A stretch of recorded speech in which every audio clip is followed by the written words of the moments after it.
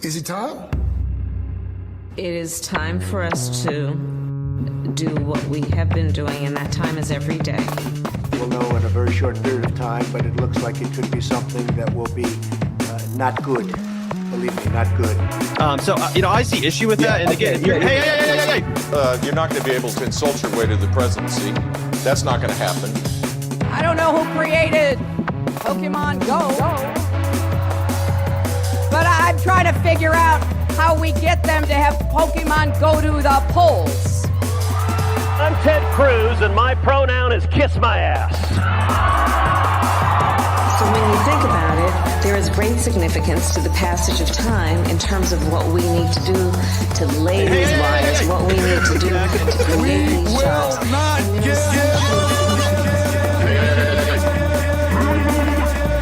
America is a nation that can be defined in a single word. I was going to put Not good. Believe me, not good.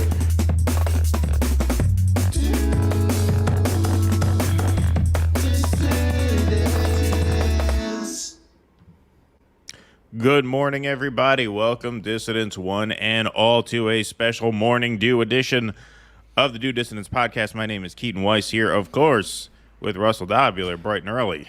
Hello. Good to see you all here. Lovely crowd to start the morning. 224 in YouTube chat, 126 in Rumble chat. Great to see all you here. I killed the loop just in time because I knew you were going to hit that. I anticipated it. Literally just a second. Did you? Yeah. Just now? Just now. Literally just now. Yep. As I was talking. Multitasked. Hit that like button, folks. Let's get a crowd in here this morning. You're like a Gotta fucking wake everybody AI. up. We don't need AI around this show. We have Keaton. Me, yeah, exactly. Yeah, I made it happen all at once. I had dinner with our friend Mr. Dorr the other night, and I told him, because we were talking about strikes and warnings and stuff, I said, Keaton is like a savant with that shit. He told me not to put something in a video, and it's the only time we ever got a warning. Right. Now I never argue with him about things like that. Well, yeah. There you go. Talk about AI, right? Keaton has a Vulcan mind meld with the YouTube AI. He knows exactly how it thinks. Not just the YouTube AI, the Uber AI, the DoorDash AI, the Instacart AI. That's what it is. It's because I'm a gig worker. I know how to navigate that stuff. But you had, speaking of tech, you now joined the club of those of us blocked by the Honorable Richie Torres. Russell Dobbular was blocked. So now Dew Dissidents has no access to Richie Torres. Actually, that's not true. That's not true. I have another account. I have another account too, but it's a little difficult. I mean, I can't get to it on my phone. I can get to it on my phone. That's good. I can't get to it on my computer. So I can get to it on my access. computer. I can't get to it on my phone. There you go. See, so we now have limited access to Richie Torres news, so it's going to be hard for us to know what he's up to now, since he has now blocked both of us. He's blocked Sabby, he's blocked Colin, he's blocked a lot of people in this space, so he's really insulated himself from the scrutiny of independent media now. Well, it tells you what his priorities are, because I'm pretty convinced, given how quickly I got blocked, that he's got people assigned to watch his Twitter all day. Because it wasn't like a couple hours later, then maybe the dude checks out his shit. 2 minutes, I was blocked. Almost immediately after I quote tweeted him, I got blocked. Yeah. So there's got to be something going on there. Definitely got to be something going on there. We have to figure out what the hell is going on. I did call him a money-grubbing whore in the service of APAC goons.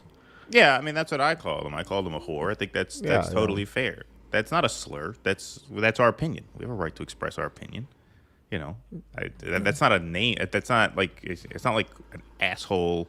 It's not a curse word. It's a descriptive term. It's a descriptive noun for a guy who defends genocide for money, which is what he does. It's totally accurate. There's no better word to use for him, really. Whore is nice. I said slut. People got on me. Hey, whoa, don't say so. All right, fine. Jesus Christ. All right, so whore is that. You don't want to slut shame. Exactly. All right, fine. Point taken. Whatever.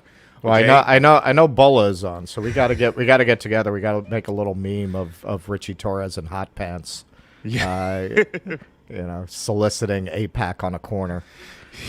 Yeah, Jesse. So he is a whore, and he's defensive about it. Yeah, of course, it's the most obvious thing in the world. Well, he put out this whole thing. He responded to what people like Russ and myself and others in this space have said. He says there's been a lot of talk that I only defend Israel because I get donations from the Israel lobby, and this is not true. I've been defending Israel since 2015. Okay, since you decided you wanted a career in politics, you've been defending Israel. That's what you said. Just because you weren't in office yet, that's it. does not mean right. You didn't do this. You see, I really, donations. because people who end up in Congress, they just decide that morning they're going to run for Congress. Like you right, weren't exactly. planning for years before that to run for Congress and aligning your views in such a way that you said, look, if you're going to run for Congress and you have no morals, who would you want to get in good with before you decide to run?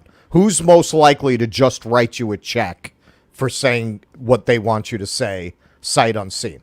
AIPAC. Yeah, all over. Hakeem Jeffries, same thing, right? Pro-Israel America PAC is his number one donor, right? I mean, so it's it's all the same. It's all the same. So, anyway, because he put out, and this got suppressed on Twitter too.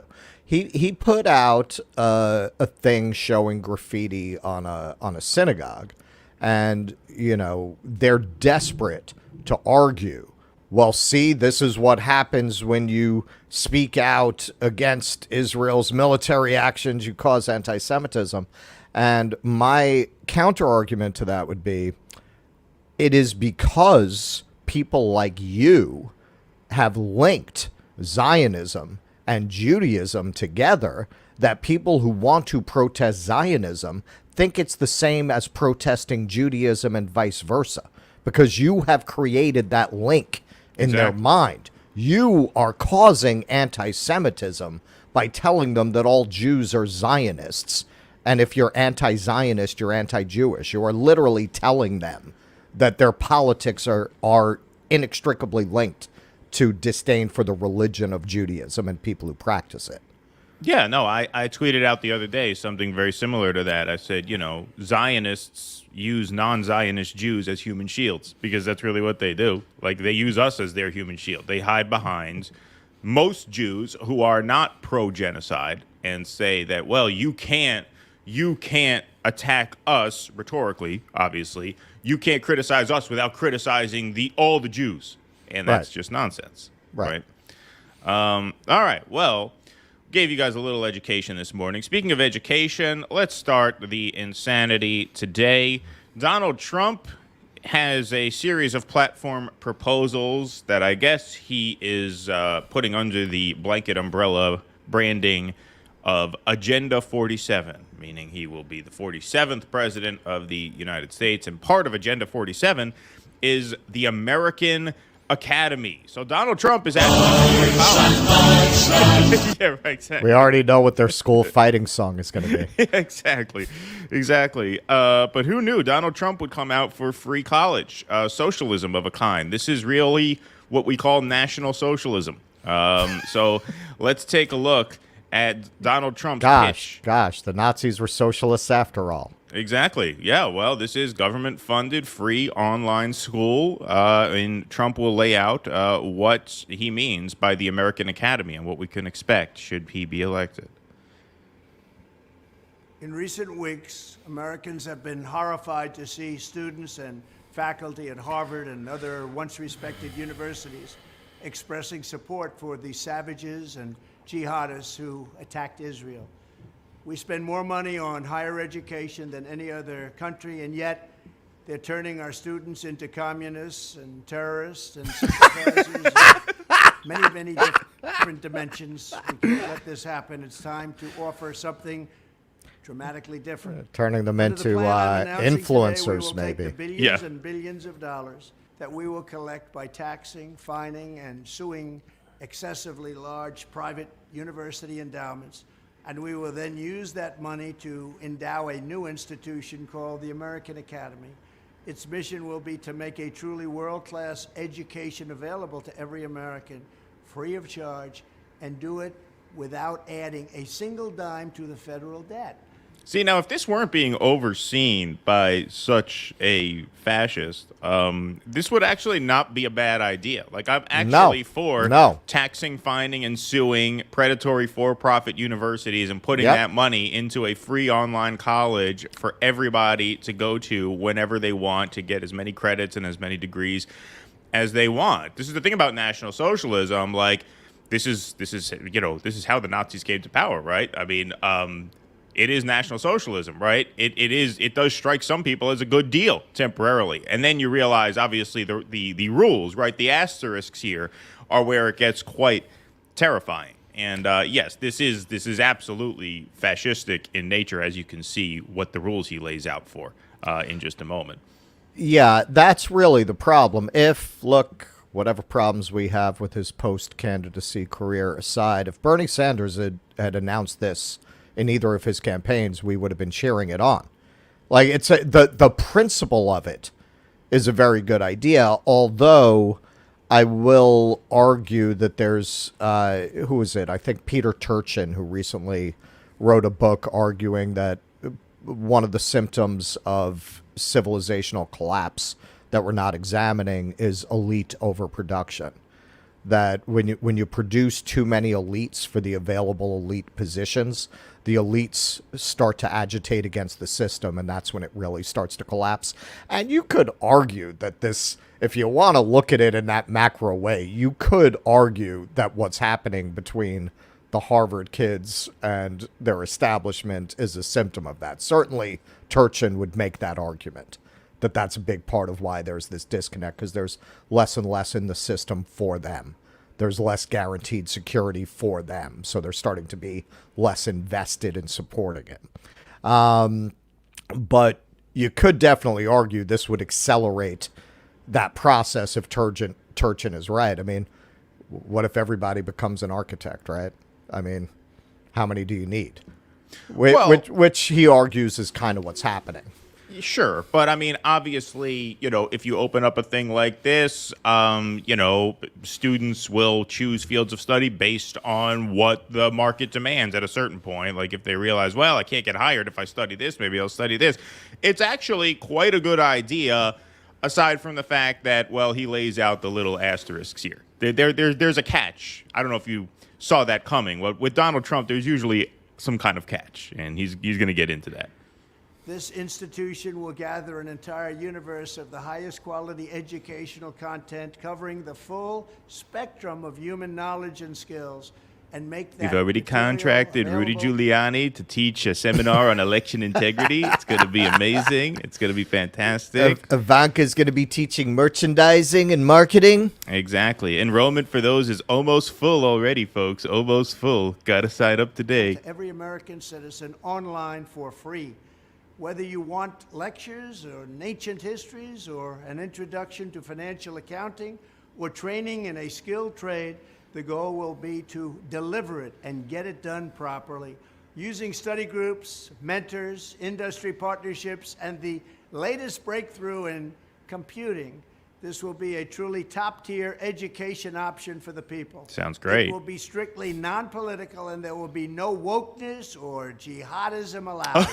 None of that's going to be allowed. Or jihadism. The American Academy will compete directly with the existing and very costly four-year university system by granting students degree credentials that the U.S. government... he's such a stupid piece of shit. The deep state is so after him. You think he would see through a lot of the fear-mongering around, like, terrorism. But no, he buys into that immediately. Hook, line, and sinker. Just absorbs all of it. No wokeness, no jihadism. Where did he learn to do this weird emphasis on the second syllable? Like, that's not even a New York thing. Right, industry. I watched it when I was in college. They showed us a video of a production of Oedipus from like the 50s, right? And at the end, they're all screaming Oedipus. And in this whole chorus, this whole Greek chorus screaming Oedipus, you heard this one voice, Oedipus, Oedipus. And I turned to the guy next to me. I said, Shatner? Is that Shatner? And we look at the credits at the end. It's William Shatner. And, I mentioned it to the teacher. I said, you could hear him in that Greek chorus. He was in the background in this production. He said, well, he was an old European professor. He said, well, why do you think he became famous? He made himself distinct. People noticed him. So I wonder, is this part of his marketing to just speak in a way that doesn't conform to how anybody else speaks? Is this part of how he makes himself stand out? Is he Shatnering the American public? I don't know. I think it's a quirk. That's what I think. I think it's a personality quirk. Who knows? He has several of them. There is no such accent that I'm aware of. No, it's one of these idiosyncrasies, I think. I don't think he's doing it on purpose, no. Federal contractors will henceforth recognize. The Academy will award the full and complete equivalent of a bachelor's degree. In addition, to help the 40 million Americans who have some college education but no degree, the American Academy will grant credit for past coursework at legacy institutions and give you the chance to complete your education at the American Academy for free and much more quickly than is now possible or available. This will be a revolution in higher education and will provide life-changing opportunities for tens of millions of our citizens. Enjoy it, learn from it, and thank you. So there you have it. Of course, he says it will be non-political, but no wokeness. That means it is going to be political. That's the problem with these things is that, government changes hands from time to time. And in the right hands, this would be an amazing thing. In the wrong hands, this could be a terrifying thing. But it would be a real assault on these predatory for-profit higher education institutions, which would be great. They should be run out of business. Most of these private colleges should be run out. And so, it's unfortunate that he's the one who pitched that. But, yeah, Donald Trump for free college now. Who'd have thought that? Yeah, this is what I've been arguing all along when I've been speaking out on a lot of what he's addressing in his way. Yeah, a lot of these academics and university professors have abandoned Age of Enlightenment ideas about how to teach. They've completely dropped the Platonic method and they've become absolutely ideological. And they're pushing a lot of ideas that I either don't agree with or don't agree with in the form that they're teaching them. And most people do not. However, by so much of the left not really looking under the hood with this stuff and advocating against it, as I've been arguing since we've had the show, we should be speaking out at a lot of the excesses in the academy. You're empowering people like Ron DeSantis. You're empowering people like Donald Trump. You have opened a door where, look, if he said something like this 30 years ago, 20 years ago, people would have laughed at it.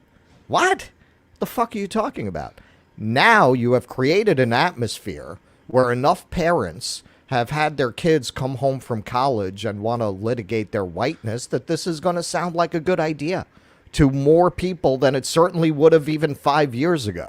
That is the result of the left not taking responsibility for people like D'Angelo, people like Kendi, and shutting them the fuck up before we empowered ideas like this. Now the chickens have come home to roost. Yeah, I mean, that's the cultural component of it, too. But the other component of it is the economic component. Whereas if there's a free online college that everybody can go to and get the same credit, why would they run up $200,000 in debt and never be able to crawl back out? And that's where it's a good idea. And hey, man, I mean, the conservatives use this for their own purposes, arguing they try to disown the Nazis by saying, look, socialism is right there in the name. There were socialist elements to the Nazi platform. And this is a classic example. Yeah, like this is something socialism. Hitler might have done. Of course. Absolutely. Absolutely. For real. For real. Let's take a few super chats, folks. We are without Jake, our producer, because it's the morning show, but I have my Rumble window open, so I can take Rumble rants. So if you would like to ask a question or give a comment and have it up on the screen and help support the show, we are open for business on Rumble. Abiding, thanks for the 99 cents. Appreciate that. Pat Donahue. Thanks for the €5. Nearly at 18K subs. Well done, lads. Thank you. Yeah, we might even get there today. Hit that subscribe button if you're not there. We're at 17,949 coming into the show. I bet it was a great week ago seeing the subs fly up ever onward. Yeah, I mean, look, it's nice to see the show grow. It's nice to see people tuning in. Wish it were under better circumstances. It kind of feels a little weird that we got that genocide bounce to the channel. Can't really feel great about it in that respect. But it is nice that people are enjoying. Leprechaun Alley, thanks for the $19.99. Keaton, I sent you a screenshot of Richie's most recent tweet, just in case. Oh, thank you, Leprechaun Alley. Appreciate that. Where'd you send that to us? Did you email that or did you tweet that at us? Thank you. Appreciate it, and thank you for the donation. All right, folks. Well, let's see. I got him right here. What is it? Oh, no, that's his pinned tweet. BDS claims to be nonviolent. If you are calling for the destruction of the Jewish nation state, you cease to be nonviolent. So that's his latest. Okay, got it. All right, folks, let's keep going with the show. He's making a lot of money off this because it's every tweet now. He doesn't even talk about anything else. Yeah, right. No, exactly. Yeah, exactly. He's got the cash vacuum cleaner out all day, every day. All righty, folks. Let's do segment number 2 here. This is a light one. This is a West Coast influencer, Taylor Offer, trying to find a bagel to his liking in New York City. This is a good Friday morning content. This motherfucker. Good Friday morning content here. Here's a couple videos that went viral on TikTok of him trying to find a scooped bagel in New York City. A scooped bagel. I didn't even know what he meant by that, but then I figured it out once the second video came out. I know enough of these fucking LA fucking people. Stressful than ordering a bagel in New York City. There's nothing more stressful than ordering a bagel in New York City. I just went to a bagel shop here. I'm from Los Angeles. In Los Angeles, if you order a bagel, you walk in, you say, hey, can I get a scoop gluten-free bagel? The person behind the bar is usually like, of course, we have these different options today for gluten-free. Of course I can do that for you. In New York, I just walked in and asked for a gluten-free bagel. The guy just looks at me and goes, I'm not scooping your fucking bagel, bro. Yes! Like, dude. That's how I want it. It's like, welcome to New York, motherfucker. All right. On to the next one, I guess. And he eventually did find a scooped gluten-free bagel. So here's what this means. So if those of you who don't know, must have taken the train to Williamsburg. No, this looks like he's in the Flatiron here. Flatiron or Soho. Yeah, so I think he found somebody. I mean, Lower East Side, you could definitely get that. You could get it. Look, people will do anything for $1 in New York City. Most places. Most places. Rents are high, They got a big nut, all these bagel shops. They got to move a lot of those bagels. So he found somebody willing to give him a scooped bagel. What is a scooped bagel, you ask? I didn't even realize what the hell he was talking about, but here he demonstrates it. Scoop bagel in New York City, so we're going to open it up. Finally got a scoop bagel in New York City, so we're going to open it up and see how well they scooped it. We're going to eat it on a trash can because we're in New York City and everything smells like trash, and this is the best place that we could eat it. Scooping out the center of the bagel. I hate to tell you, we don't do that. See how well they did it? Okay. You want essentially just the crust and the nice outside, then you can put the cream cheese inside. Sorry for the background noise. It's New York and it's very loud. So you can kind of see the scoop edge. This is an okay scoop. You see, that would be bagel right there. Instead, it's cream cheese. It's actually a pretty genius idea. You can see that's all cream cheese right there. So you get less bagel. You get more cream cheese. Look at that cream cheese to bagel ratio. It's disgusting. Wow. How much fucking cream cheese, dude? Why don't you just get a little tub of cream cheese and throw some? Look at that ratio. Look at that cream bits cheese. This is probably one of the top 10 bagels I've ever had. It's not better than Courage Bagels in Los Angeles, which is still the best bagel in the world, Courage Bagels, but this is up there. This could be number 2 or 3. He likes Courage Bagels in Los Angeles. So that's what he means there. So if you see they scoop the dough out of the middle, and way too much cream cheese. I don't understand why you need that much cream cheese. Ew. Even if you get a normal bagel, I hate that when they make it like a cream cheese sandwich. Well, this is the thing. It's like a big slab of cream cheese. Ugh. You got to like rub some of it off from the side. Look, this is the thing about this is that, really, I would say the scooped bagel is not the problem, but a symptom of a larger problem. You wouldn't have scooped bagels if you didn't see an overall decades-long decline in the New York bagel. The New York bagel used to be hard shell on the outside, soft, doughy, interior, like a fresh baked bread, you know, with the holes in it and stuff like that. So you wouldn't need to scoop it because it would be soft, right? It wouldn't be so voluminous on the inside. They started making bagels like shit in New York now. Now a New York bagel, it's better than the average bagel out there, but it doesn't have that same quality. So now if you do want to be an asshole and pack it full of shit, I'm sorry, yeah, you created an opening for the scooped bagel, because now the bagels are so doughy that, yeah, if you want to do, like, I'm not a seafood guy, but if you want to do the lox and the tomato and the cream cheese and stuff like that, yeah, you run out of room in there. It gets to be too much. If they made bagels the right way, you wouldn't have this. You would not have this. You'd still have it from the L.A. douches, man. Have you ever been out there? Have you been to L.A.? Of course. I've been to L.A. several times. Oh, yeah. Well, so you know, man. You know, they're all like, well, there's always going to be a trend. Like the cronut took off in New York, 10 years ago. Like if you want to know what the next dumb dietary trend is going to be, go to L.A. 5 years later. It's going to be the thing. Yeah, that'll be the thing, right? So they would have been doing that anyway. Yes, you're right. Like if you now to get a proper New York bagel, the places that give you that are famous. So in New York now, you have to go to Zucker's. Zucker's is actually a small chain started by a guy who grew up on the Lower East Side. So it's made exactly that way, old school, kettle boiled, little bit of maple sugar, like perfect bagel. Or Kosar's, which has been there since 1936.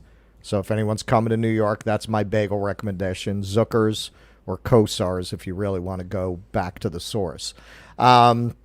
You're right, but nonetheless, the reason New Yorkers will always complain about pizza and bagels outside of New York is the water. And in LA, man, I'm sorry, man, your water is basically farm runoff. By the time it gets to you in LA, it has like gone through every field and farm between you and Colorado before you're drinking that shit. So there's just absolutely no way you can make anything dough-based that isn't going to taste like crap to a New Yorker. Now, New York water has literally one taste test against bottled water. I will concede it doesn't taste as good as it used to. I don't know why. I don't know if that's pipe erosion or what. Like, it used to have a really, like, crisp, clean taste. It doesn't quite taste like that anymore. But it doesn't taste like... The LA water tastes like you're drinking Roundup. Like it just fucking, it is nasty. Is good water, absolutely. And I used to drink New York water at my grandmother's in the Bronx. It was great. It tasted fantastic. Yeah, this guy is just like a caricature of the LA douchebag in New York. There's another one where he's this one I really don't get. There's another one where he's complaining about that he gave like leftover crust to a homeless guy who asked for it, and he used it to feed his mouse, and he was like, yeah, and you just go with it. It's New York. What are you talking about? You're from L.A. You have like entire tent cities there. Like your whole downtown is like the set of They Live. What are you talking about? Like that part. This I understand because I've been to L.A. I know the food culture out there. But it's very precious. It's very twee. But that I didn't even understand why he would be commenting on a homeless person with a mouse. Well, I think the difference is in L.A., because it's a driving city, there's just less interaction with people on the street. He's able to insulate himself from that. Yeah, right. Okay, fair enough. He's not going like Bill Maher. He's not going to Skid Row. Right, he's not going to those parts of town, and when he does, he drives through. He doesn't walk through. Right. With New York, you walk everywhere, right? Right. So you're forced to actually. Right. Good point. Exactly.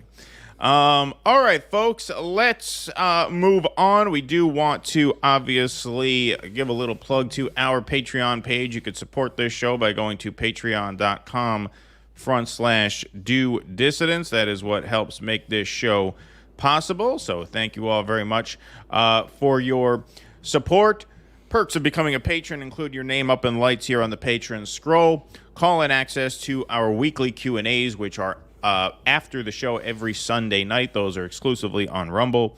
And obviously, you also get, most importantly, access to 2 patron and paid Substack exclusive streams per month. So we did 2 in October. We'll be doing 2, obviously, in November. We'll be announcing the date for the first one in just a few days. We'll probably have a date planned by Sunday or Wednesday's show. Tend to do those around the 2nd and 4th week of the month. Keep a nice bi-weekly schedule. You can go to patreon.com/DoDissidents and sign up for as little as $5 a month. You could do the same on DoDissidents.substack.com. We also have a locals, so I see a lot of you guys are watching on Rumble here. We got 260 over in the Rumble chat. That's beautiful. You can click that locals button and sign up at locals, DoDissidents.locals.com. You can sign up for free at locals. You can also sign up as a paid supporter and get the same perks as everyone who signs up at Patreon and Substack. So we now have a few different options. However you would like to chip in, if you can, it really helps us out a great deal. DoDissidents.locals.com, DoDissidents.substack.com, and of course patreon.com/DoDissidents. Thank you guys very much for your support. It really helps us keep the show going in ways that we cannot thank you enough for. Jessica May, thanks for the $4.99. There's an old interview of Trump prior to running where he believes in free health care. He said a strong country has health care and a strong army. Well, yeah, I mean, that makes sense. Makes sense.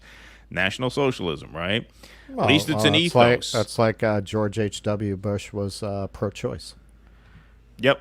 Until he decided he wanted to be vice president, and then he wasn't anymore. Yeah, exactly. We also got to plug this, obviously. This is tomorrow, November 4th at 2 p.m., Freedom Plaza in Washington, D.C. National March on Washington. Free Palestine. No more aid to Israel. Lift the siege on Gaza. Now, this is the Eventbrite. So definitely check this out and go if you can. It should be a huge event that is tomorrow in Washington, D.C., Saturday, November 4th at 2 p.m. So I just want to give a plug to that. And if you Google National March on Washington, you will find this here. This is the Eventbrite page, but it's all over social media, Facebook, Twitter. So definitely see about going. There are buses heading out from a lot of the major cities and towns. So if you can get there, please try and get there tomorrow. Franklin Worsham, the Socratic method is how you fail the DC bar. Just FYI. Yeah, right. Exactly. Indeed. Thank you, Franklin. We'll take a Rumble rant here. Let's go to this. Was anyone else in the chat aware that Palestinians were Semites as well, according to the definition in Webster? Sure. Well, sure. I keep making that point. I keep making that point in my Twitter battles, at the very least. Like, yeah, these are actual Semitic people who were living on that land before 1948. These people are Semites. They are descended from the Semitic tribes that came into that region. I think they came in around 1000 BC, maybe before that. Yeah, I'm not sure what the date is there, but yeah, that's a point that gets repeated very often. I mean, look, yes, it's worth pointing out, obviously, but anti-Semitic is just shorthand for anti-Jewish. That's how a lot of people mean it. So, I just kind of address the arguments on those terms. But not only that. I mean, a lot of these people, even that element aside, a lot of them are people who converted to Islam. Right. Like a lot of these Palestinians are Jewish converts. I mean, from way back. Right. Bonzo Beans on Rumble asks, lox, L-O-X. L-O-X is the lox. That's the bagel. It's a salted fish that people put on a bagel. If you like seafood, bagels, cream cheese, and lox. That's very common here in New York. All right. Here, just to be clear on the dates here, because this is kind of important given the things we are discussing these days. Ancient Semitic-speaking peoples, or Proto-Semitic people, were speakers of Semitic languages who lived in the ancient Near East and North Africa, including the Levant, Mesopotamia, the Arabian Peninsula, and Carthage, from the 3rd millennium BC until the end of antiquity, with some such as Assyrians, Mandeans, Arabs, Aramaeans, Samaritans, and Jews having a continuum into the present day. So you're talking like 3rd millennium BC. There you go. All right, folks, let's move on here. The squad has started speaking out against the draconian and genocidal response, obviously, of Israel to the October 7th attack. This is an issue where they seem to have found something resembling that of a spine, especially Rashida Tlaib and Ilhan Omar. But in response, here the Washington Post reports squad members face Democratic primary challenges over Israel stances. This first part of it. Hold.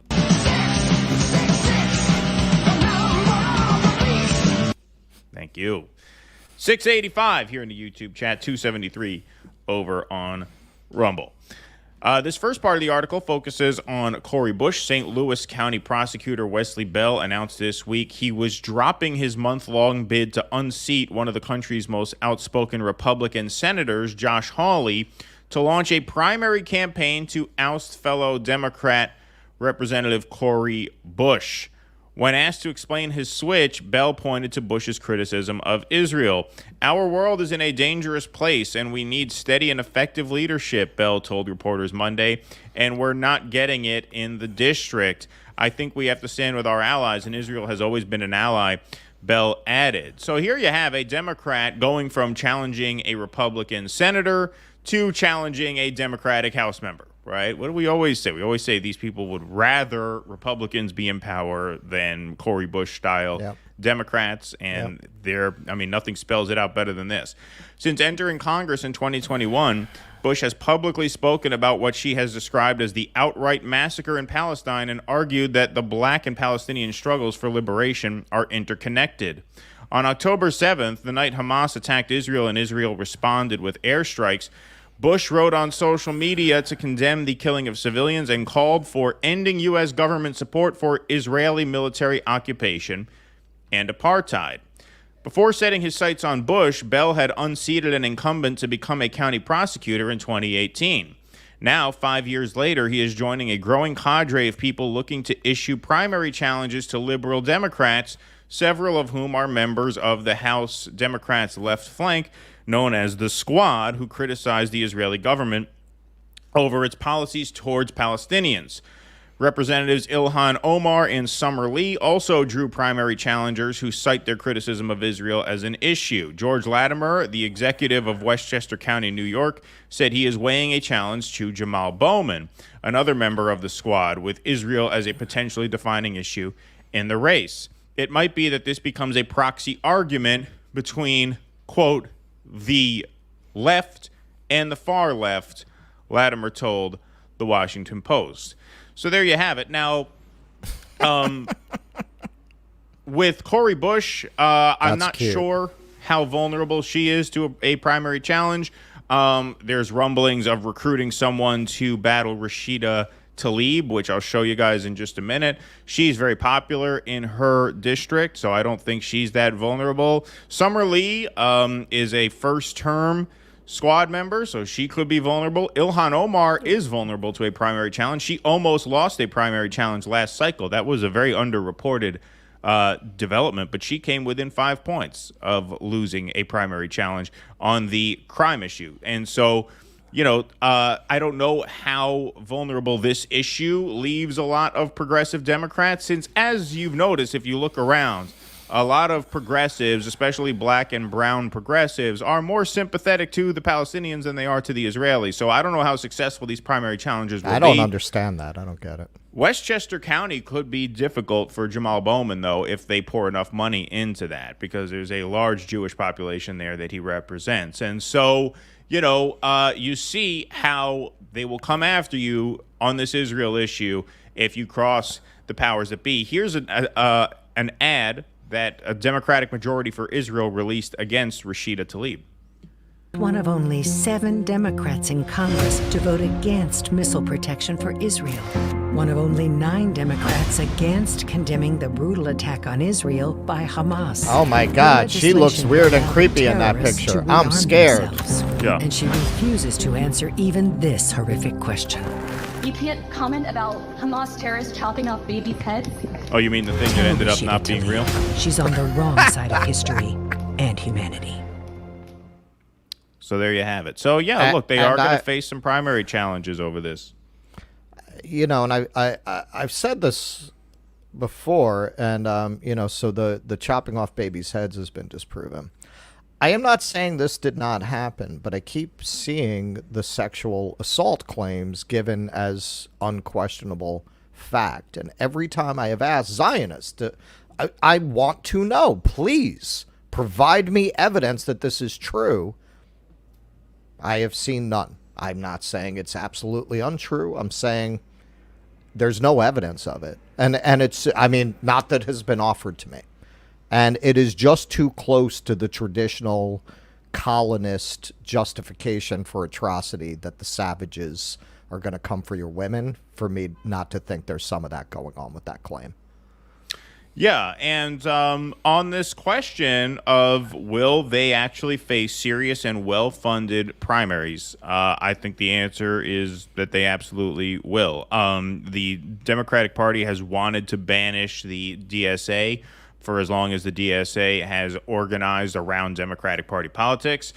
They have found their excuse to do that. They came out very strongly against DSA in the wake of that October 8th rally that DSA participated in. They weren't even one of the sponsors of the event, but they did participate in it. That was enough for Richie Torres to denounce the DSA. That was enough for these high-profile celebrities to quit the DSA. Right, exactly.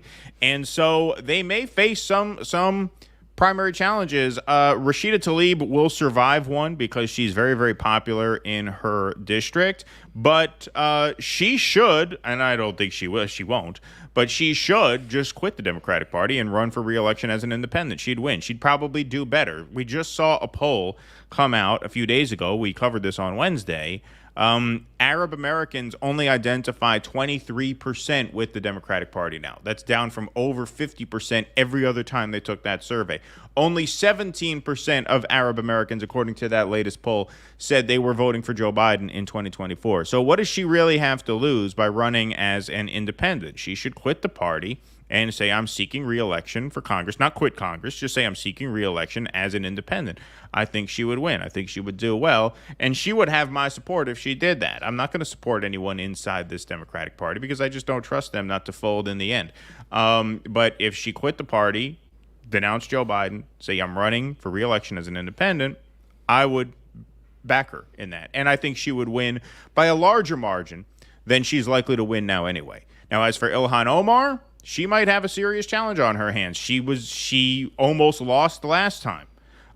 Jamal Bowman, because of Westchester County, I grew up very close to Westchester County. Yeah, that's a big vulnerability there in Westchester County if the Israel lobby starts coming after you. And so they could run into some big problems, and there's not going to be much institutional support from within the Democratic Party on their behalf. This will be a real test of Nancy Pelosi's policy to always endorse the incumbents, right? We'll see. We'll see if they'll make an exception in this case. Or at the very least, your mind right, and I mean right. Right. She's that's what Pelosi said to them, and they did. They got their mind right. Their minds have been right for years, right? They vote the way they're supposed to vote. They do the whole Democrat two-step shuffle where they only vote against things when there are enough votes for what the establishment wants, just to maintain some pretense of having progressive rebel bona fides and never challenge them when it counts, like when they, in my opinion, broke AOC on the Iron Dome vote. That was the end of her. That was it. She gave away that last inch of herself. And I keep saying Ilhan Omar looks, for the last couple of years, like they literally dragged her into a back room and gave her a frontal lobotomy. She has not looked like the same person. She's had this vapid smile whenever you see her in interviews. She just doesn't. All of a sudden, the light came back in her eyes when this issue came up. That press conference, how many lives is enough? That's the Ilhan Omar that we all backed. That's the Ilhan Omar we all fell in line behind and supported when we still thought an inside game was going to work. So this is very peculiar for progressives who most of us supported the squad originally, right? This was our post-Sanders tactic. All right, we're going to Goldwater this shit, and eventually we'll get our Reagan, right? We're gonna start building from the bottom up. And they co-opted them faster than we could actually build any kind of meaningful challenge to power. So this puts us in a funny position where, our former avatars all of a sudden found some spine on this one issue. So what do we do now? Do we protect them against the people coming for them because we agree with them on this issue? And you make a good point. They can't be. They've caved in on every single other issue, and as long as they're inside the Democratic Party, frankly, they'll probably eventually cave in on this too. In the end, in spite of personal ties to the region and to the principle, other than Tlaib, I can't imagine Tlaib is going to be able to swallow that. But like AOC, no way.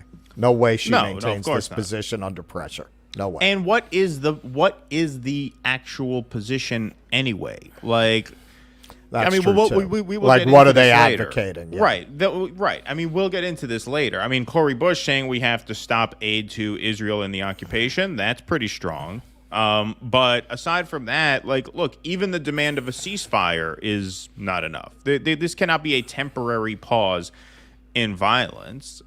There needs to be a permanent settlement here to avoid violence in the future. And Israel is acting more and more like they are not open to that. So what does that look like? It's very hard to even for any politician in America to be able to articulate that because it's looking more and more unsolvable.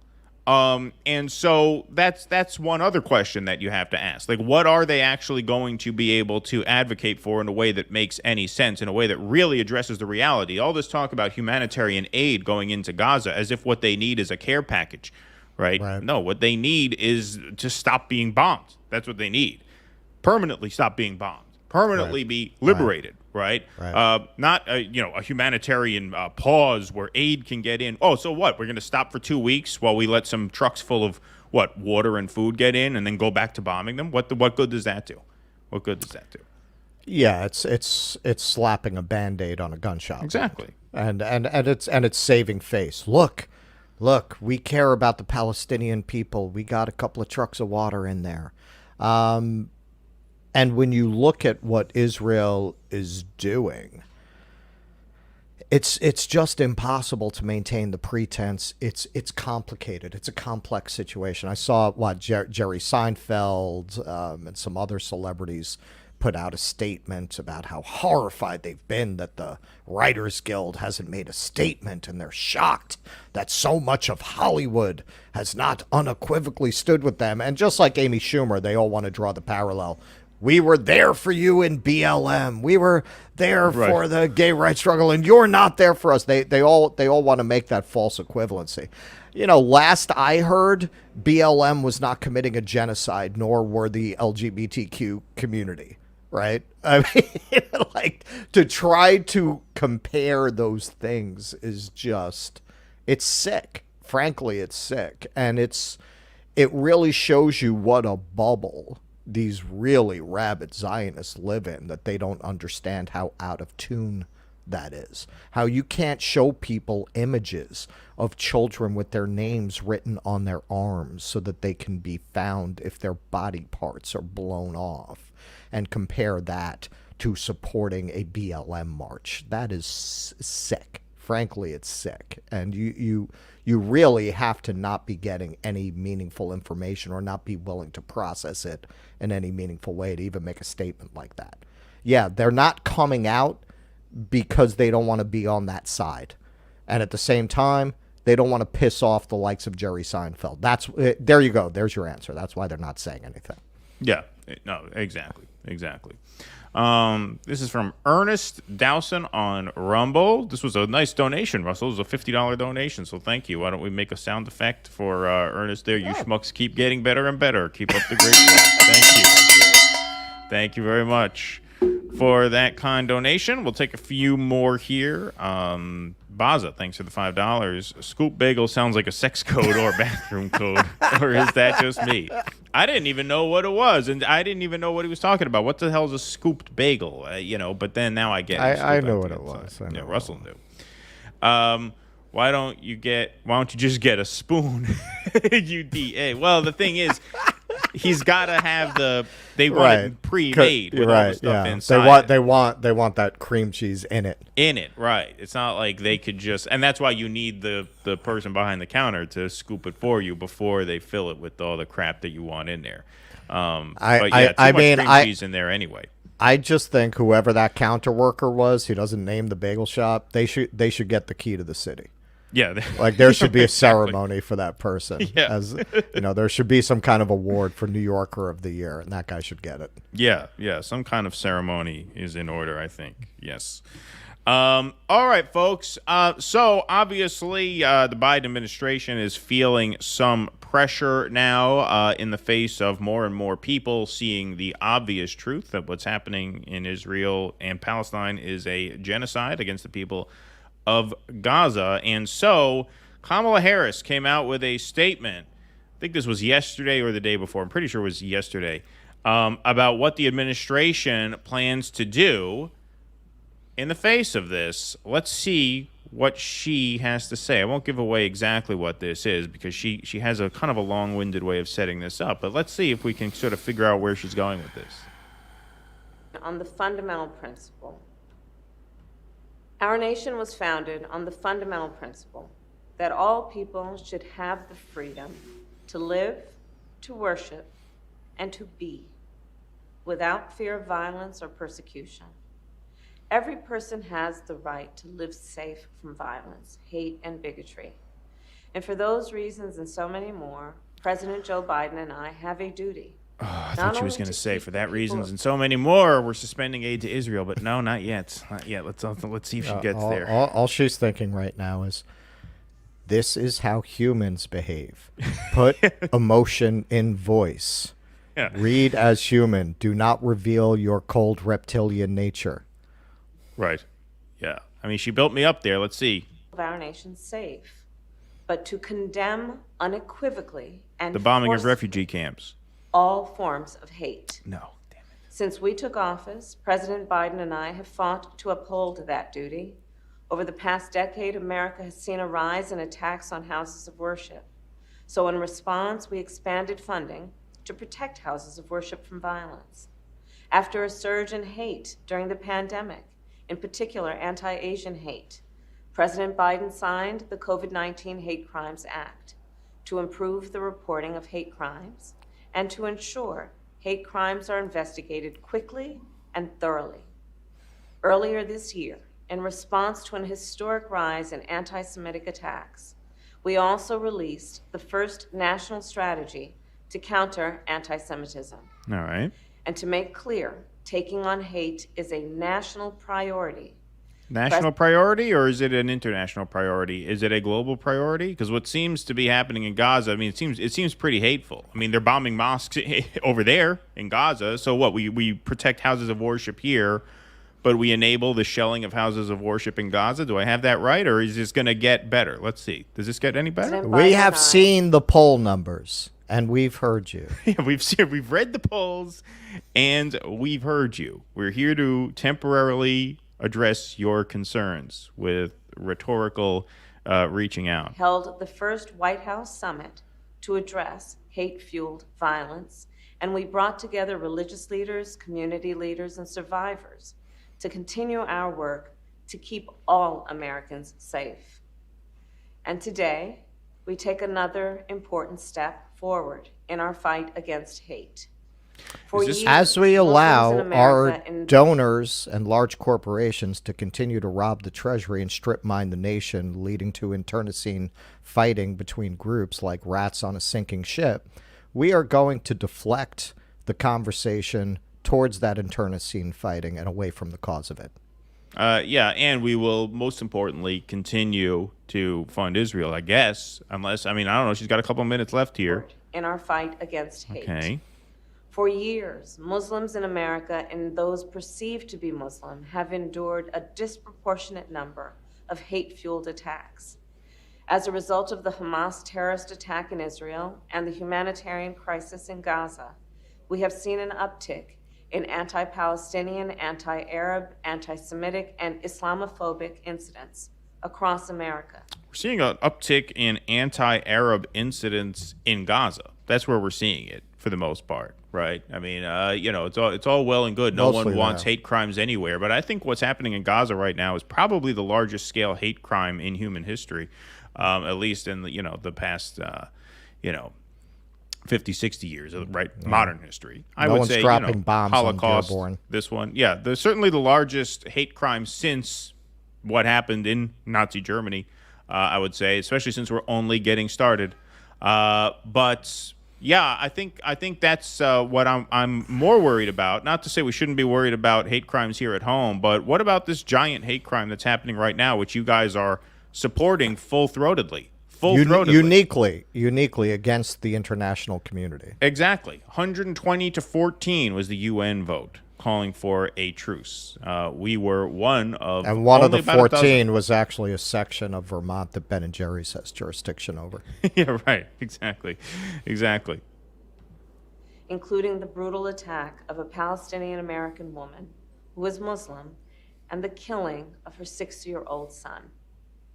A senseless act of violence that the Department of Justice is investigating as a hate crime. So you're investigating as a hate crime the murder of a Palestinian-American woman and her 6-year-old son here in the United States, which, of course, everybody would agree we should investigate that as a hate crime. Over 3,000 children in Gaza have been murdered in the past few weeks. 400 children are either killed or injured every single day in Gaza right now, along with thousands of women. Most of the casualties have been either women or and children. I think we probably read the same thing. It's like 70% to women and children. 70% are either women or children. And you're coming on here talking about the need to address hate here at home. This exposes, not that Kamala was ever a progressive, but this exposes the hypocrisy of progressives more broadly who have no ear or eye for foreign policy, right? We're talking about countering Islamophobia here at home. Look what you're doing around the world. And the right-wingers are giving her shit for this. They're like, oh, the biggest attack since the Holocaust on Jews just happened, and here all you can focus on is Islamophobia. Right. Meanwhile, on the left, we're saying, how could you, with a straight face, talk about countering Islamophobia here at home when Palestinian Muslims are being murdered en masse by a government that we have pledged our unequivocal support to? Well, what I want to know is, just a couple days ago, Joe Biden announced his task force, which essentially defined pro-Palestine protesting on college campuses as anti-Semitism by definition, right? There's no rash of anti-Semitism on college campuses. There's a few assholes like the guy in Cornell, which you're going to get, but they're using that as a pretext to define these protests as explosions of anti-Semitism on college campuses. And now she's announcing this task force to protect Muslims against Islamophobia. So what happens? These two task forces fight it out on the college campuses?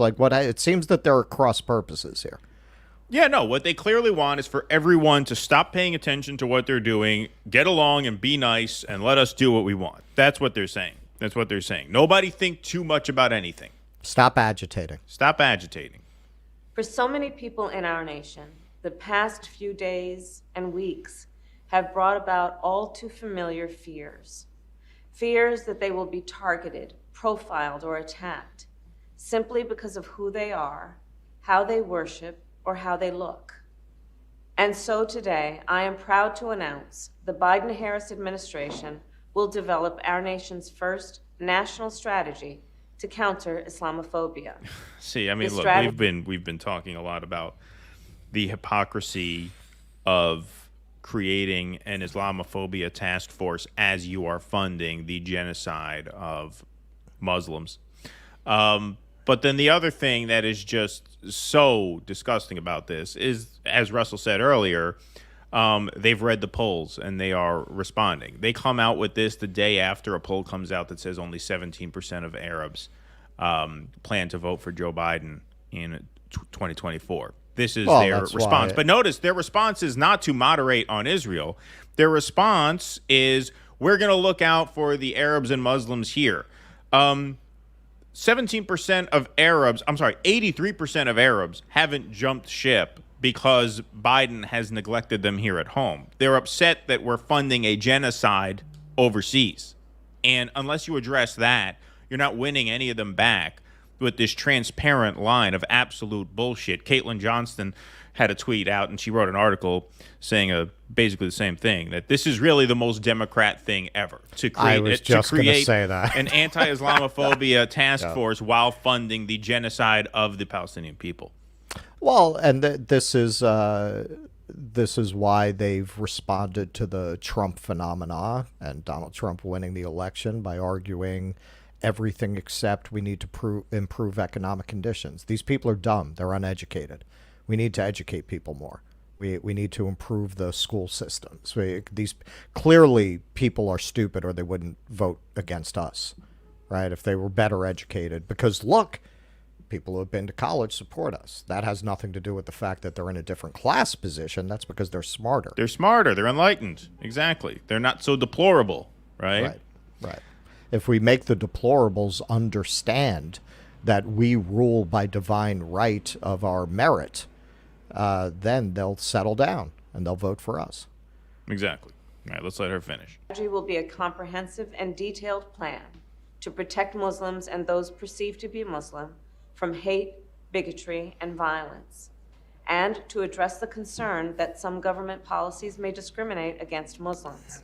For example, the so-called Muslim ban, which President Biden revoked on our first day in office. Unbelievable. So here's the bottom line. In America... Right, that's why they're upset. That's why 83% of Arabs turned against Joe Biden, is because of Trump's Muslim ban. That's it. What is that, a reminder? Hey, well, I know you're pissed off at us, but just as a reminder, it Trump could be passed worse. the Muslim ban. Right, could be worse. Could be worse. No one should be made to fight hate alone.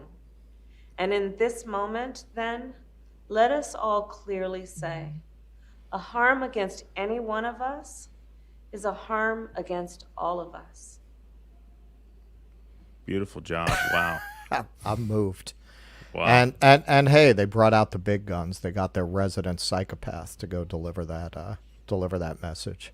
Yeah. For anyone who's new to the show, I have long held the belief that Kamala Harris's weird, creepy tics or inappropriate laughter reflect the fact that she's an undiagnosed sociopath, or maybe diagnosed. I mean, psychiatrists are not allowed to reveal that information. When I watch her, I see someone who doesn't understand human emotion trying to fake it, which is kind of the definition of a sociopath. Yeah. Yeah. I mean, that is just psychopathic. It really is. It really is. And, this is, I think the whole Democratic House of Cards is really crumbling under this issue, because who watches that and takes that at all seriously? Obviously, they get shit from the right about it, but, they get shit from the actual left about it, or anyone whose eyes are open, really. I mean, you don't even have to be particularly left-wing. We're going to end the show with a clip of Joy Reid talking about this. Like, this is now in the realm of common sense. This is now just anybody who has a modicum of common sense and a modicum of intellectual honesty, which I never thought Joy Reid did have, so I was surprised that she actually said what she said on the air. But if you have a trace of that in you, it's so obvious what's going on. How do you watch a 3.5-minute video about countering Islamophobia here at home and not recognize the just blatant hypocrisy of fighting hate here at home when Israel is committing the largest scale hate crime of the modern era right now, with our support, and almost, as Russell said, almost exclusively our support. Very few other countries are on board with this. It is the kind of thing you always see at the end of a regime that's lost its moral authority. It's the absurdity of a royal coronation on the eve of a revolution. That's what it feels like. They're going through all the same rituals that they got away with before, and they cannot figure out for the life of them what to do now that the inherent cognitive dissonance in the contradictions of their ideology are becoming too obvious, even for many of their own supporters, like Joy Reid. Like, George fucking Takai tweeted out that it is not anti-Semitic to criticize Benjamin Netanyahu. Mild criticism, I'll grant you, but that's like a fucking manifesto coming from Dark Sulu over there. Right. So, like, when you have George Takai saying boo against an establishment narrative, you've really lost pretty much everybody. And that's been one of the most remarkable things from the beginning of this. The biggest shit libs I know have been on the other side of this issue, with a few exceptions. But I was talking the other night, actually, with friend of show Jimmy Dore about this.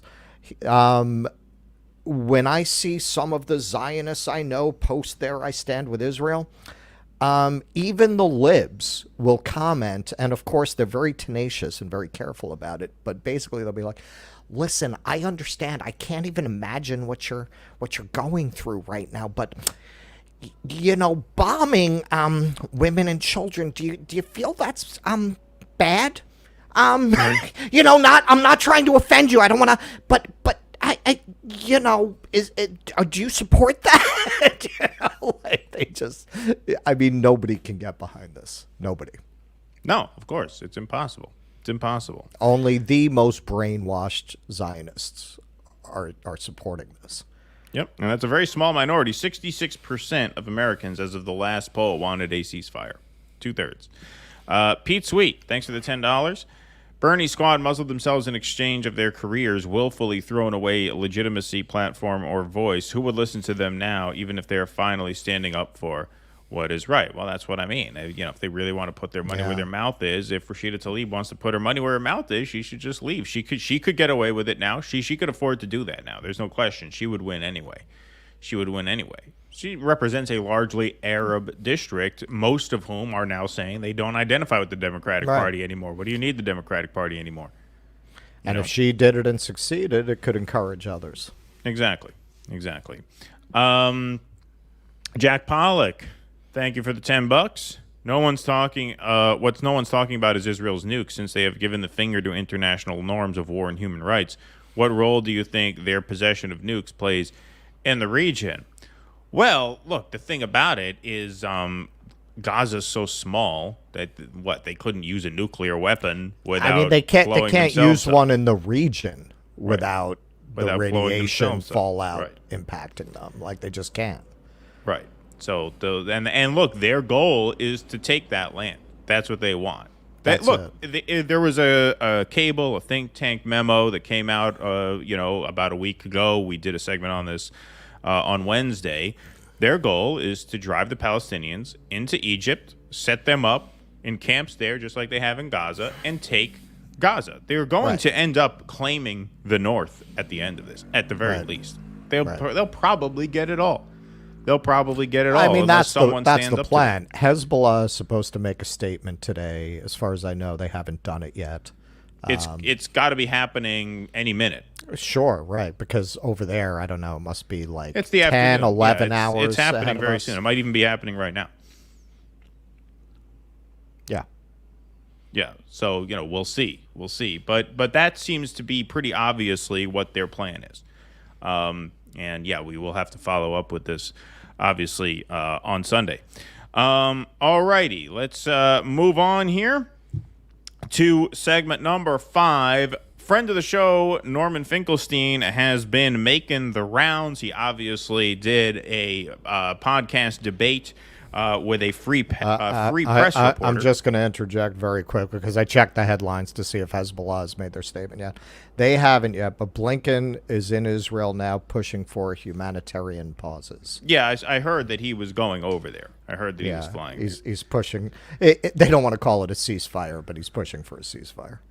Yeah, I don't know what the difference is between a humanitarian pause and a ceasefire, but a ceasefire means that they're giving in to the activists, and that's why they don't want to do it. Or how long is this pause going to be? Like I said, a pause is not satisfactory. We need this to stop for good, obviously.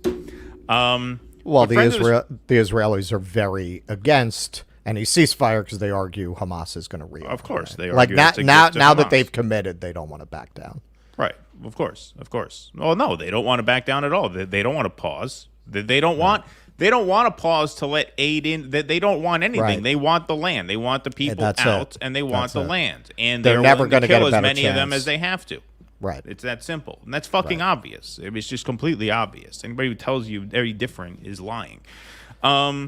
So our friend Norman Finkelstein has been making the rounds on several different shows and podcasts. He obviously just did a 2.5-hour debate on the Comedy Cellar podcast with a free press reporter. But the debate he's most looking forward to is one that he probably will not get, but we will try our best to make this happen. Here's Norm Finkelstein challenging Senator Chuck Schumer to debate Israel-Palestine with him in the hopes of instigating a ceasefire. Here is a video that Norm put up on his YouTube channel the other day challenging New York Senator Chuck Schumer, Senate Majority Leader, to a debate. My name is Norman Finkelstein. I'm an author and a teacher. I've spent the past 40 years researching the Israel-Palestine conflict. A crime is now unfolding in real time before our eyes. It is the crime of genocide. Israel has systematically targeted the land and the people of Gaza for total destruction. The U.S. government is abetting this crime. It has supplied Israel with the weapons. Senior U.S. military advisors are coordinating this genocide with Israel. The Biden administration has protected Israel from international censure. Senator Chuck Schumer is a leading architect and proponent of the genocide. Already in 2010, Senator Schumer stated that it makes sense, and now I'm quoting him, to strangle Gazans economically. Half of Gaza's population comprises children. Senator Schumer wants to strangle 1 million children in Gaza. I challenge Senator Schumer to debate the question: should the U.S. support an immediate ceasefire in Gaza? The American people deserve to know the truth before their money is used to finance a genocide. Contact Senator Schumer's office and demand that he debate me. You know, I don't know how he got into my apartment. I've been here the last couple days. I don't know when he must have been when I was sleeping. Must have been in the middle of the night. Must have chloroformed me. He's soft-spoken, maybe he snuck in while you were asleep.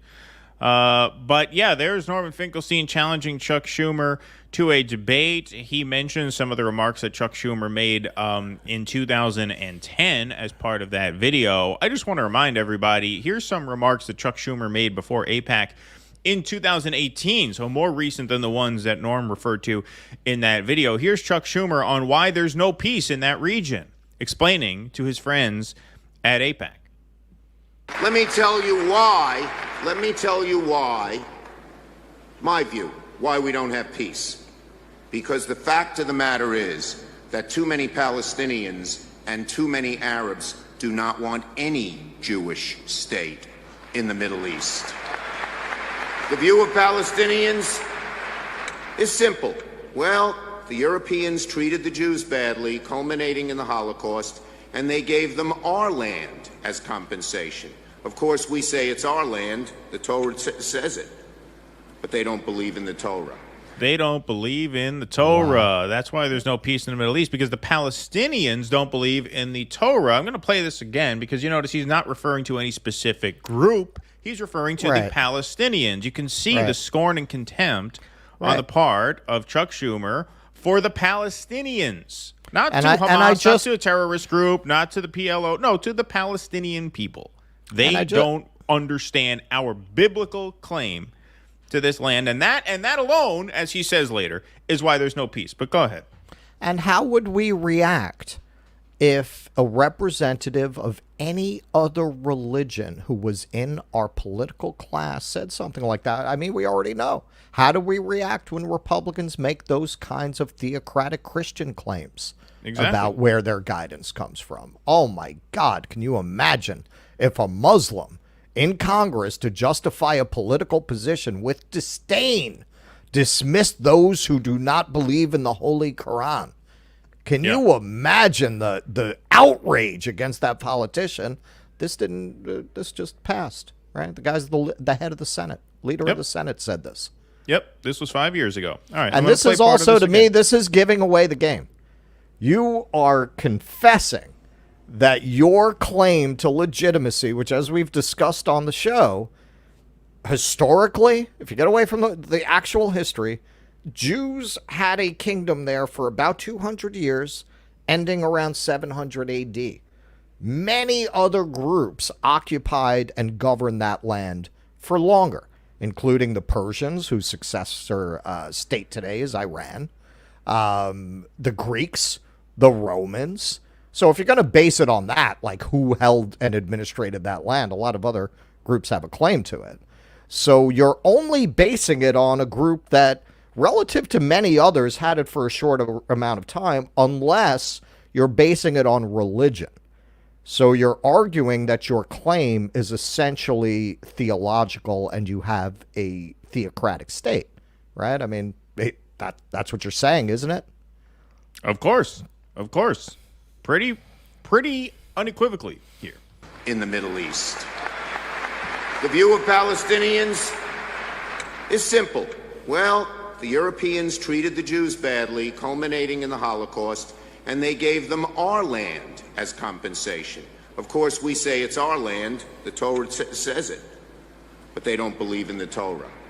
So, that's the reason there is not peace. They invent other reasons, but they do not believe in a Jewish state. And that is why we in America must stand strong with Israel through thick and thin. We must, because that is the reason, not any of these other false shibboleths, why there is not peace in the Middle East. That's the reason, not any of these other false shibboleths, while there's not peace in the Middle East. So yeah, Norm wants to debate Chuck Schumer. And I think we can help make this happen here. We can at least, I know the strength of the Due Dissidents audience can at least get this change.org petition to its desired 5,000 signature threshold here. So change.org, Chuck Schumer debate Norman Finkelstein on Gaza. This has 3,964 signatures. We get a little over 10,000 people watching these streams. We can get this over 5,000, can't we? We can get 1,000 names on this. Why don't we do that? Why don't you go to change.org, just search Chuck Schumer, Norman Finkelstein, and sign that petition. Let's get that over 5,000. That's pretty close to 5,000. Yeah, we can get there. Not that he would ever do it in a gazillion years, because he'll be exposed as the fucking fool he is. Right. But we could at least get this signed, right? I mean, we get about, like I said, we're getting about, between YouTube and Rumble, we're getting, a good 10 to 15,000 viewers per stream. So 1,000, if you guys go and sign up, boom, that gets us over 5,000. I think we could do that for our pal, Norm Finkelstein. So go to change.org and search Finkelstein, Schumer, and you will find that right there, and put your name on the dotted line, because that is a debate that would be one for the ages if it happened. Of course, there's no way Schumer will ever do it, but we could make as much noise as we can, at least, to say we gave it our best shot. Maybe Dershowitz again. It'll be like the Ali Frazier rematch. Yeah. I don't think Super Fight 2. Yeah, I doubt that's gonna happen. I doubt that one would happen. But there's probably more of a chance of Schumer debating him than Mr. Alan Dershowitz stepping in for another round with Norman Finkelstein. But yeah, I mean, look, obviously we saw the video that Norm put out. We just showed you some footage of Chuck Schumer making his sentiments known. This is the kind of pressure that has a cumulative effect, and it obviously is starting to have a cumulative effect, as we will demonstrate very, very clearly in our next segment. Let's do a few super chats before we get there, folks. So McDougal, thanks for the $4.99. Morning, fellas. Hope you are doing well. Thank you. Just my weekly donation from the MAGA delegation. Yes, I remember you. Trump's ego will allow him to turn on Bibi and Israel. I think that's wishful thinking. You sound a little bit like one of these RFK guys who are like, yeah, no, just ignore everything you see and hear. I doubt that very much, although he at least did insult Netanyahu at the outset of this by basically implying that his incompetence is what allowed the attack to happen in the first place. But that's still a far cry from actually turning on Netanyahu and Israel. Actually, Netanyahu and Trump got along very, very well, and I'm sure they will continue that relationship in Trump's second term, which looks more and more forthcoming absent some sort of intervention on behalf of the deep state. So we'll take a look. It's not getting as much press as it should outside of lib circles, but the case, and I believe it's Colorado, where they're suing on 14th Amendment grounds to bar him from running. I would imagine that will go to the Supreme Court. And hey, man, you know, they're pretty establishment Republicans, and the establishment does not like Trump. Like, they could rule against him to keep him from running. I think one of these measures to kick him off the ballot already suffered a blow at one of the high courts. I'm not sure. So, but, you know, you'll have to see. Obviously, these challenges are going to happen very, very often. There's going to be a lot of them. There's all kinds of things that they are going to do to try and stop this from happening. And look, as it pertains to this particular issue, do I think there's much difference? No, neither do most of the Arab voters in the country. That's why they said, you know, there's not much difference. There's not much daylight at all between Trump and Biden on this issue. They woke up to what a lot of African-American voters who don't vote concluded. Right. Things don't get better for them no matter who they vote for, so why bother? Right. Exactly. And why lend support to a party that's going to continue to string you along, right? At least if you cut them off, you allow yourself the space to try and build something new, which is what obviously has to happen. That's what we've been saying for years. Not just as it pertains to this issue, but many others, obviously. Axel Strife, thanks for the $2. They don't want peace, they want quiet. Yes, exactly. Yeah. Exactly. That's a good way to put it. Indeed, Axel. Shinabilly, thanks for the $2. Chuck 6 ways to Sunday Schumer. Yes, indeed. Indeed. But, folks, there is obviously evidence that a lot of the pressure being put on the Biden administration is working. Here's Joe Biden at a donor event in Minnesota. Here's a very, very brief clip of a Jewish rabbi standing up and pressing him for a ceasefire. This is very quick because security got to them pretty quickly. But here's kind of a Jose-style intervention. Yeah, exactly. Well, this is against the president, right? So they don't fuck around here, right? You know, this is not some, you know, washed-up, has-been Secretary of State doing a talk at Columbia. This is the sitting president. So this video, for that reason, is not terribly long. But we do have some follow-ups here. So here we go. Well, as a rabbi, I need you to... Sorry. Mr. President, if you care about Jewish people, oh my God, I need you to call for a ceasefire right now. Get out! Sit down! Get out! We're going to play that one more time. It's only 10 seconds. Listen to the reaction. Oh, my God. She's standing a bit. Get out! Mr. President, if you care about Jewish people, as a rabbi, I need you to call for a ceasefire right now. Get out! Okay, so that was the response in the room, and then the video cuts out, but we do have reporting. That's always the response in these rooms. If you watch any of these interventions, including me and Jose on the Maddow thing, if you watch the one with Clinton, where she's asking if the security guard was okay, the one they did recently with Kinzinger. Oh, no, it was the Kinzinger one where she asked if the security guard was okay with Hillary. It's always like that with these crowds. Interestingly, the ones you don't get that, you know, I take that back. The Hillary one, they didn't really say anything, and it was the same with Max Blumenthal with Maddow. When it's these, like, global think tank discussion things, they don't do that. When it's the hoi polloi, when it's like your average shit lib in the room, that's what you get. When it's like people in the room, not foreign policy professionals and such. They're not going to do that. Right, exactly. But The Hill reported on this. Biden tells a heckler calling for a ceasefire, "I think we need a pause." So apparently after that video cuts out, The Hill reports here, President Biden was confronted Wednesday evening by a heckler calling for a ceasefire at a campaign event and responded with support for a pause in the fighting between Israel and Hamas. Biden was speaking to an audience of 200 people at a fundraiser when one person in the audience shouted out, "As a rabbi, I need you to call for a ceasefire right now. I think we need a pause. A pause means give time to get the prisoners out." I think he means the hostages, Biden responded. "I'm the guy that convinced Bibi to call for a ceasefire to let the prisoners out. I'm the guy who talked to Sisi to convince him to open the door," he added, referring to Israeli Prime Minister Netanyahu and Egyptian President Abdel Fattah al-Sisi. One more slide here. I think he's talking about the foreign nationals they're letting out through Egypt right now. It's always hard to figure it out with this fucking mummy. Oh, yeah, that could be. Yes. Good call on that. Good catch. I wasn't sure what he meant by that. He was referencing the news earlier Wednesday that American citizens are among those who began to leave Gaza through the Rafah border crossing with Egypt. Up until his comment, the White House had said it would start considering support for a humanitarian pause to allow aid into Gaza, but it has rebuffed pressure from progressives and activists for a ceasefire in Gaza, arguing that it would only help Hamas.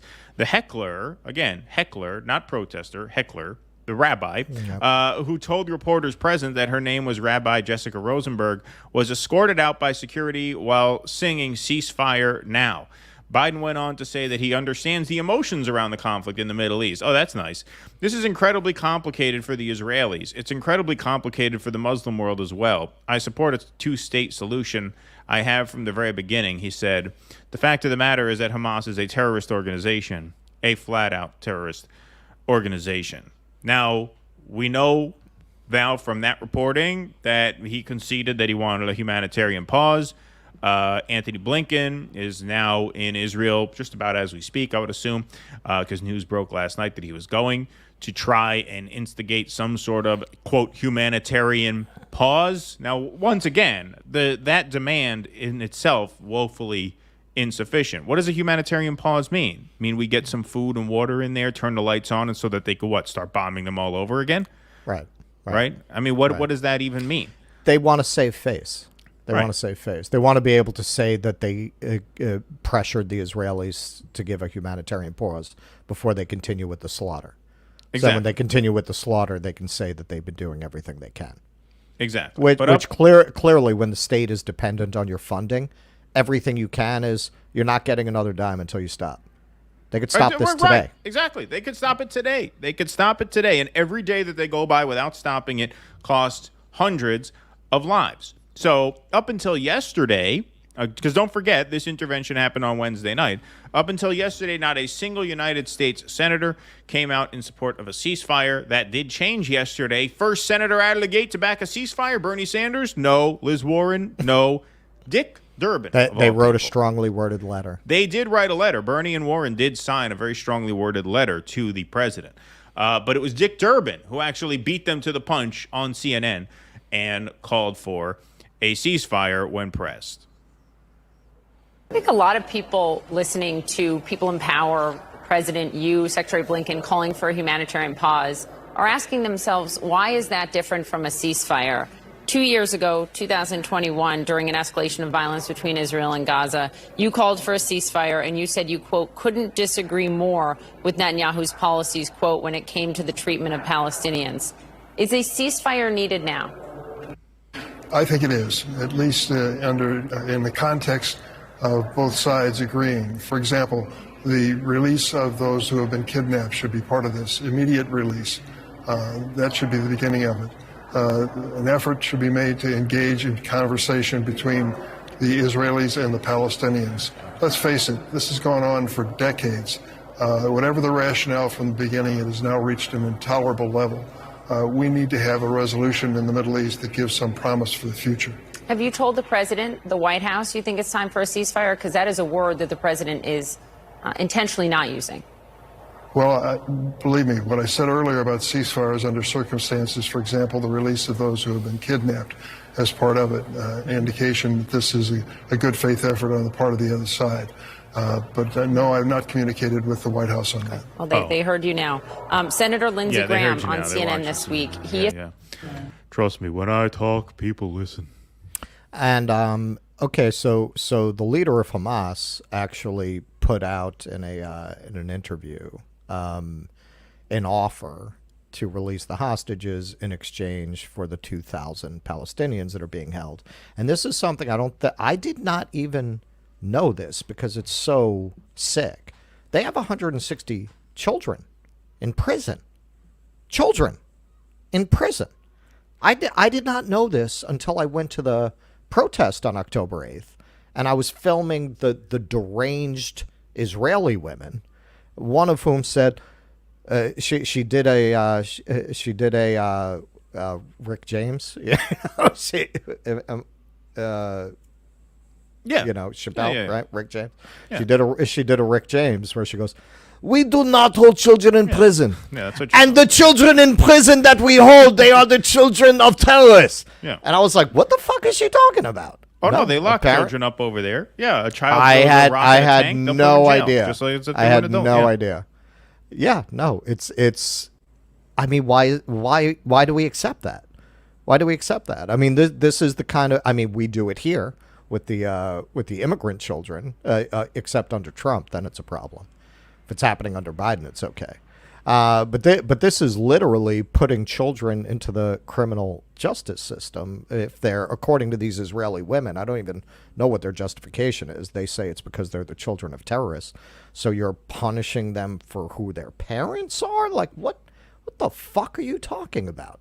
This is the oasis of democracy in the Middle East that we're supposed to defend against predations? Yeah, no, look, I mean, it's just awful. This is what people have been saying, obviously, forever.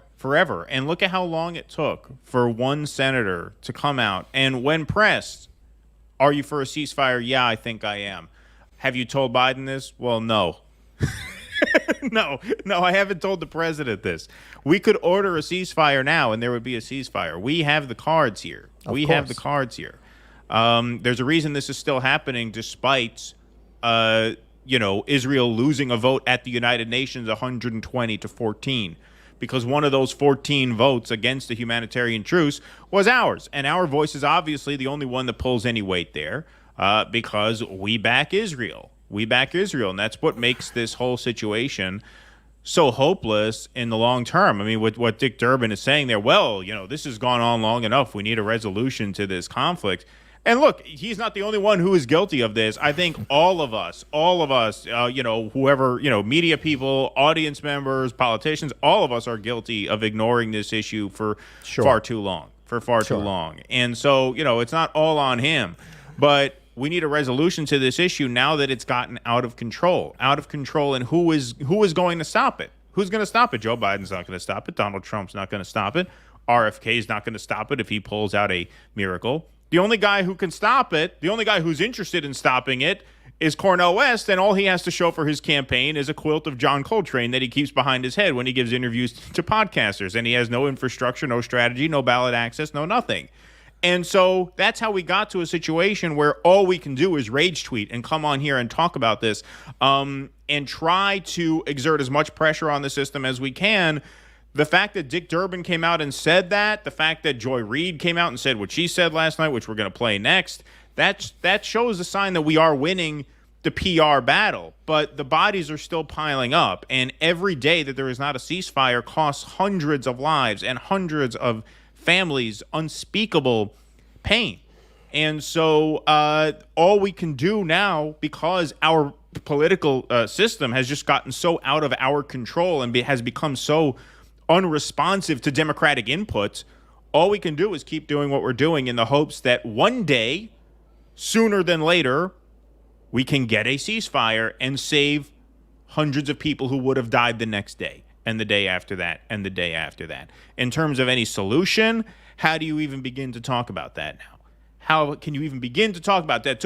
It took almost a month. Here we are, November 3rd, almost a month to get one senator No. to say under pressure from a journalist. He didn't come out and give a press conference, we need a ceasefire now. He answered a question very meekly on CNN. Well, yeah, I think we do. And did you tell Joe Biden about that? Well, no. It took a month of slaughter for that to happen. Well, and this really shows you how remarkably disconnected our supposedly democratic system of government is from the populace. I mean, if really our representatives represented us, there'd be a majority, right, in Congress and in the Senate calling for a ceasefire. Just a ceasefire. We're not even talking about completely rejiggering our relationship to Israel. There'd be an overwhelming majority because that's what you have in the public. There's a complete disconnect between our elected leaders and the public, and that's a big part of why the wheels are coming off. If there's a good thing to come out of this tragic event and atrocity, it's that it is opening people's eyes to foreign policy. It is making us realize we're complicit. We should have been speaking out on this. We have a platform. I mean, our audience doesn't, but you're right. I mean, all of us collectively as a movement share the blind spot of the movement we came out of, which for the most part was the Bernie Sanders movement. And we can see how useful he is on foreign policy by how he's been handling this. But that's a moral commitment we have to make. You know, we have to focus on this more. Exactly. And, you know, in context, I mean, we finally covered the UAW strike because they got a deal from the third automaker, and so that ended. But I'll be honest with you guys. I mean, as much as, you know, we've focused on labor issues in the past, in the context of this, that felt awfully unimportant. Yeah. Oh, the auto workers got a 30% raise on their starting salary. Great. Amazing. Yeah, you know, like in the face of this, I mean, not that it's not important. Obviously, look, it's all part of one effort. The reason why, you know, the Israel lobby has such a grip on politics is because accumulated wealth has immense power, and part of the effort to stop that is through labor movements. And so, obviously, you know, I'm not claiming to make any intellectual sense by saying, well, big deal, the auto workers got a good deal. No, it is a big deal. In the face of this, though, it just doesn't feel like a big deal to me. I can't control my emotions, right? It doesn't feel significant in the when you're literally looking at videos of children being bombed. It is, in context, hard to be like, yeah, man, those Amazon workers. Like, it is what we believe in. But if you look at the 60s, 70s era radicalism, which I think is the closest to some of what you're starting to see on the college campuses now, there was a very global perspective. They tied all those things together. They tied the struggle for wages and struggle for unions with an international global struggle.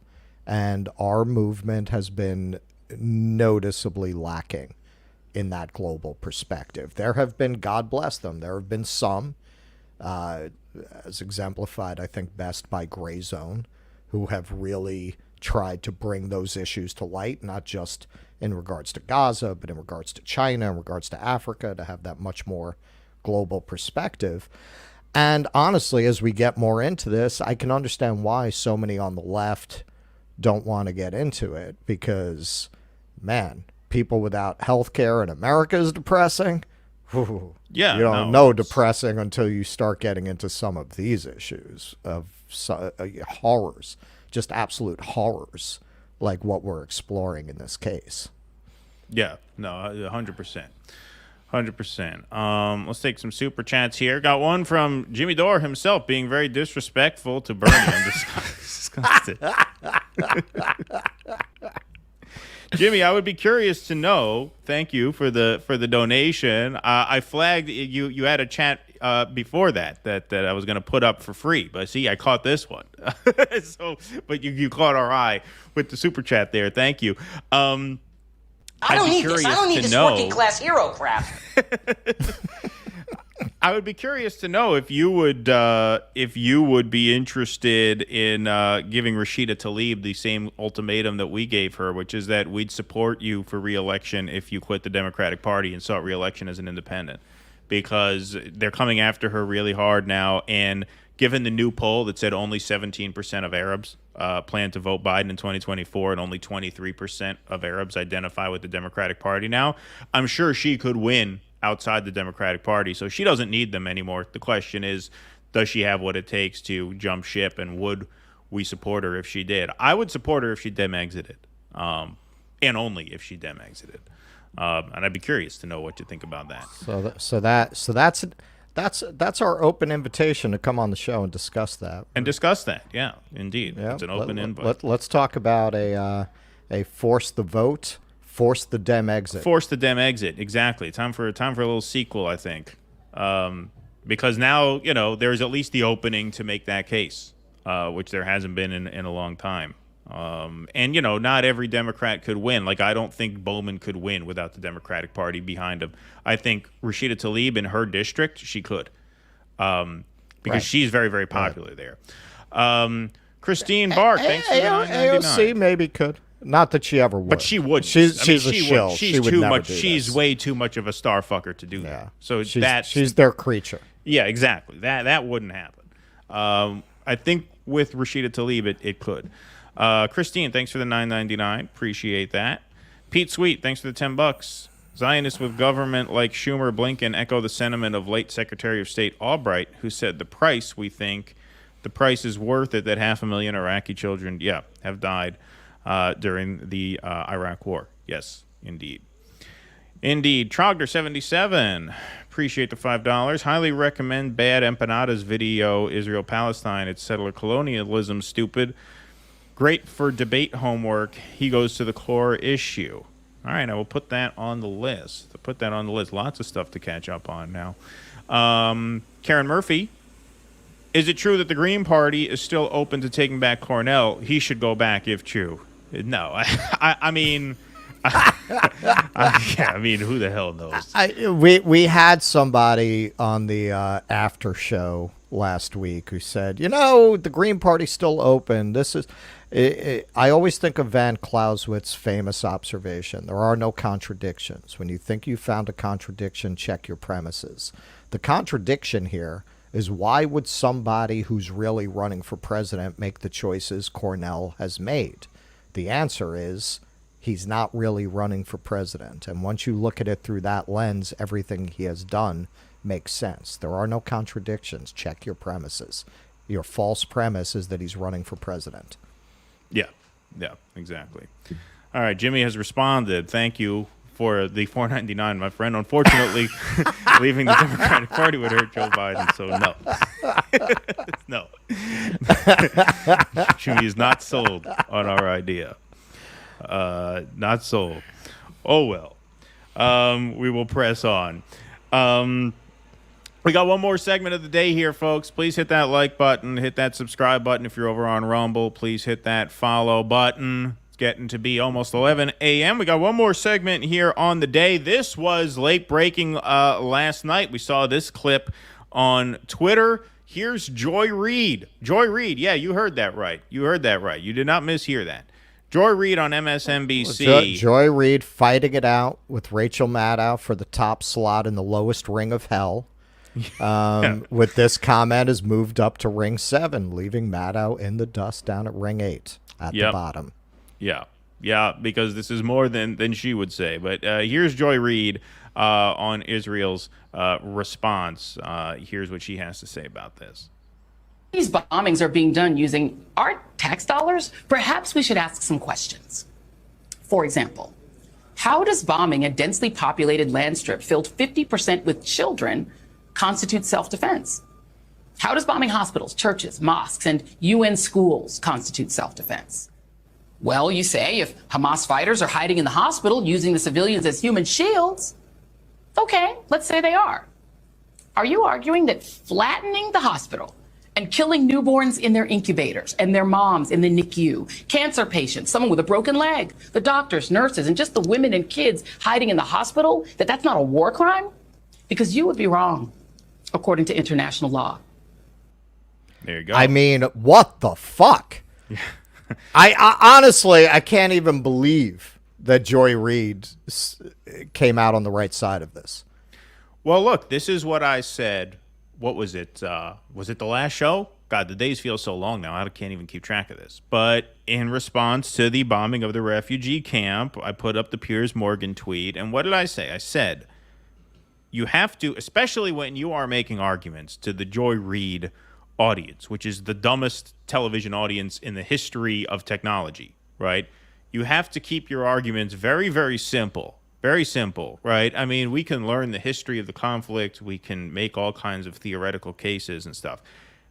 What you have to do, if you want to win an argument with a liberal on this and you want to convince them that you're right on this and that they should come to your position on this, you have to keep it as simple as possible because that is all they are capable of understanding. And that's the exact argument she makes here, which is look at the pictures you're seeing, look at the images. That's why I put this on the screen. Ask yourself, is this self-defense, right? Even if you're the dumbest shit lib of dumb shit libs, no one with a modicum of common sense can possibly look at this and say this is self-defense. Even if you know nothing about the conflict, even if you know nothing about Hamas or nothing about Hezbollah or nothing about Netanyahu or the Likud party or the Nakba, right? All that, right? Don't expect them to look into any of that, right? They can look at an image like this and ask themselves, is this really self-defense? Do we actually buy that this is an act of self-defense? Most people, no matter how dumb or propagandized they are, most people will not look at this and say, yes, this constitutes an act of self-defense. They can't go there. Even the MSNBC audience can't go there.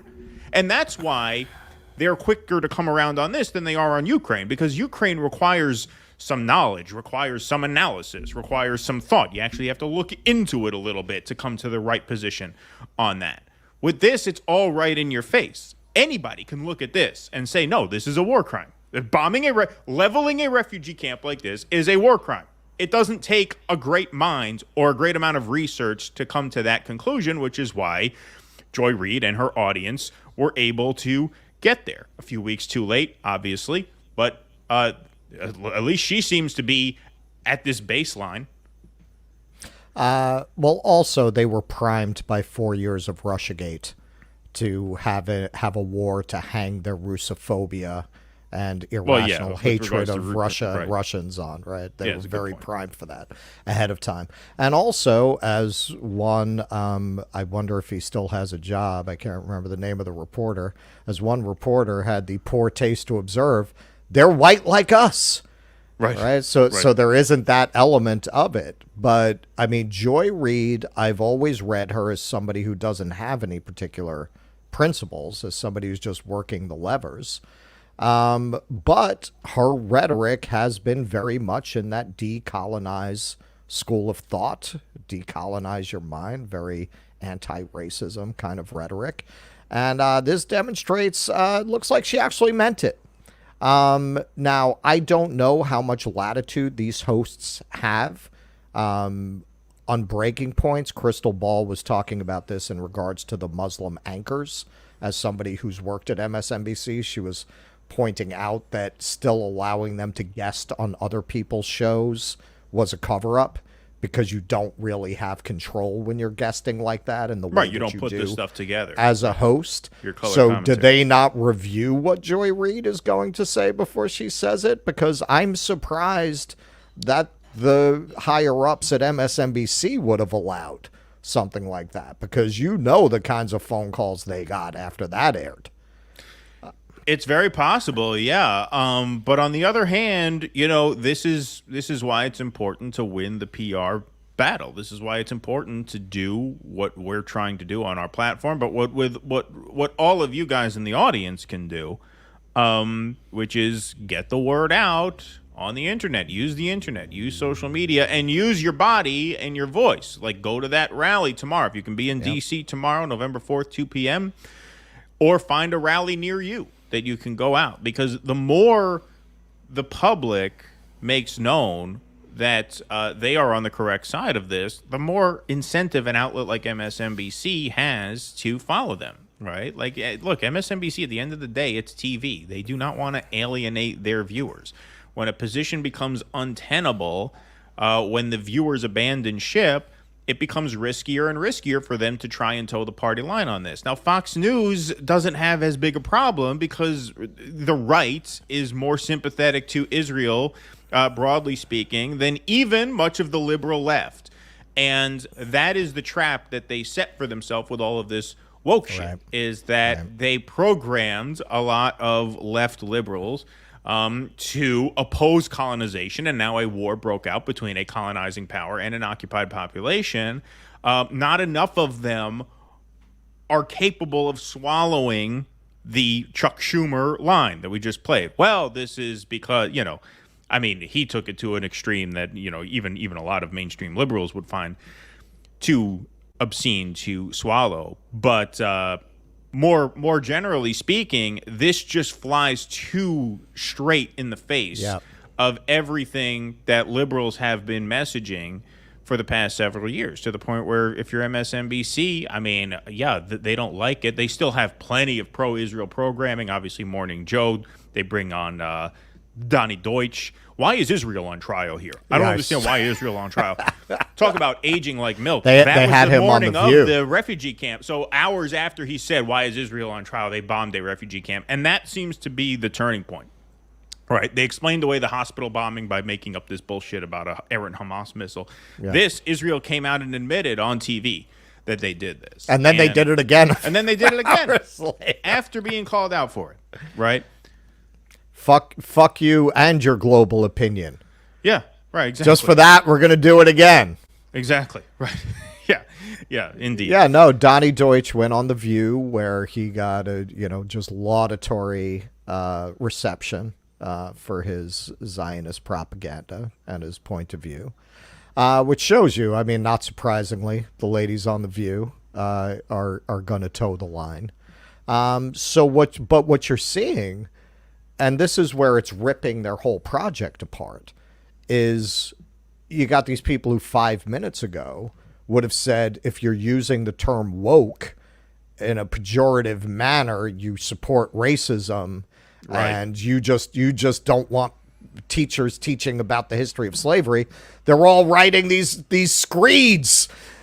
We were misled by woke. Now we see what it really is. So that you've got this shit-lib civil war going on. Yeah, exactly. And it's not just the shit-libs. Who's that guy, the crying billionaire? We did this on our Patreon show. Oh, Cooperman. Yeah, Leon Cooperman. He comes out and says, I think these students have shit for brains.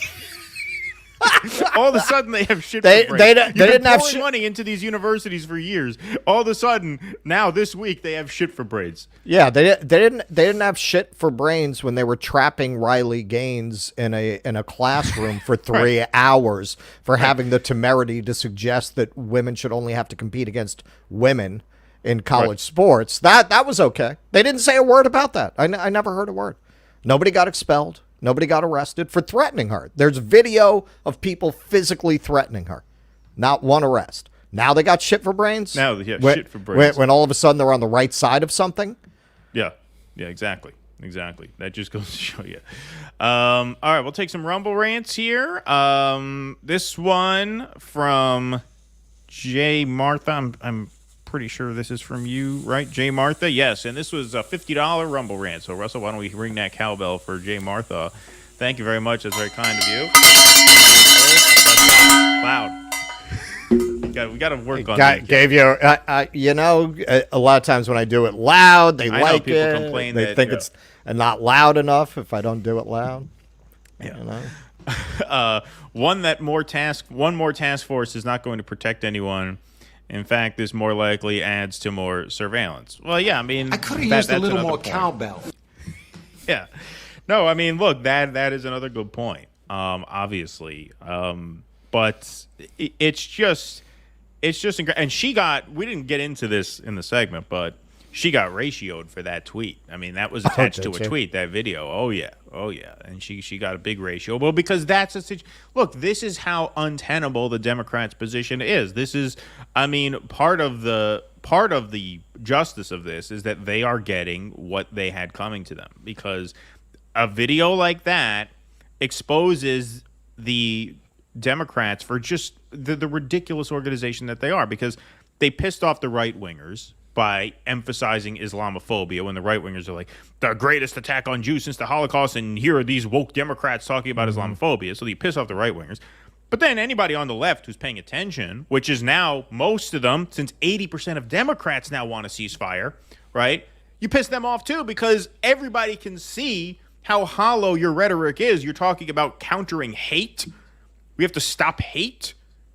Again, you are funding a genocide of Palestinian Muslim people. So they got it from both angles, and that's what led to, a pretty big ratio on that tweet. And, just obviously the widespread recognition that, the administration and the party is just a joke. It could not maintain legitimacy under this circumstance, because this circumstance really exposes it's just too much how hollow they are. Yeah. This is probably, mark the date and the time, this is probably the only thing you will ever hear me say in defense of Kamala Harris. They do seem to deploy her whenever they want someone to take a position that they know they're going to get ratioed on.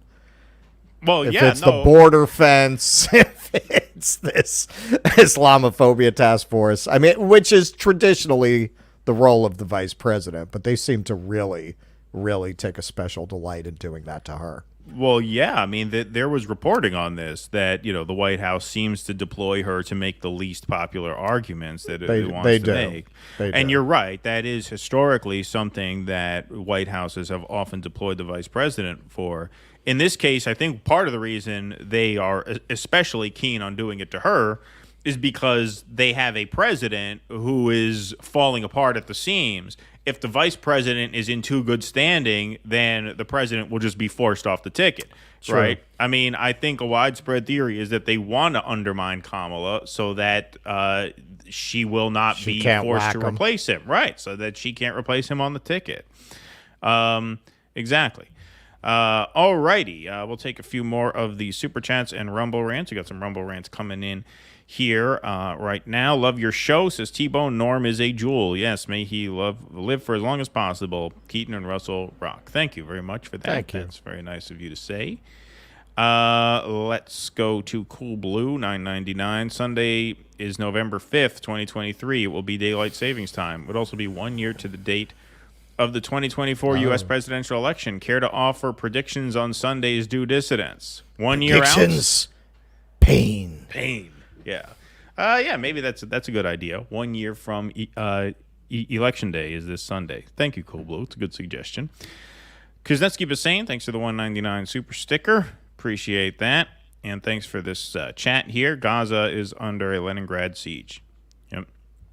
That's a good comparison. Yeah, absolutely. Claus in Town, thank you for the $1.99. Appreciate that, my friend. Okay, we'll clear these out. We have some more Rumble I've Rants. Recommended this before. I will recommend it once again. Yeah, you have Anthony recommended Beaver, Stalingrad. Great book on that subject. You have recommended that before, indeed. All right, let's go to the Rumble Rants. No matter how much, this is from Bonzo Beans. Thank you for the donation. No matter how much you say, it will still be a fact that Israel is raining military explosives upon an enclosed area full of children, and that it urgently needs to stop. You're talking about the Caitlin Johnstone tweet, right? Yes, exactly. I didn't have room to put that all in the banner, but yes, that was a Caitlin Johnston tweet as well. Thank you for that. And then EJ Imagine says, if Jimmy's donating, we should all be donating. Yeah, I second that, EJ Imagine. Thank you very much. Damn right. For that Rumble I like rant. the way this guy thinks. I like the way you think, exactly. Beautiful. Alrighty, folks. Well, I believe that is our show for this morning. Once again, I want to share that change.org petition. Let's see. I'm going to put you guys on the spot and see how many of you guys actually signed it, because I haven't refreshed this page yet. So 3964. Let's find out together how many of you guys signed this petition, because we told you to sign. Oh, 4,034. All right, so we did get a little bump for Norm there. Beautiful. Boom. So yeah, keep going, keep signing that. Let's get that to 5,000. And obviously, National March on Washington tomorrow in Washington D.C., November 4th. At 2 p.m. And since he's a friend of our show, and since he chimed in today, I'll remember Jimmy Dore, Red Bank, New Jersey, tonight, right? That's tonight, November 3rd. over in Red Bank. I used to work a craft show over in Red Bank. Red Bank is a nice town. Yeah, it's a very nice town. All right, even though I'm from the region, obviously New York, I've never even heard of that town.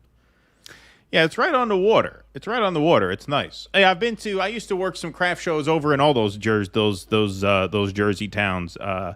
Tenafly is a nice one as well. That's right over the bridge.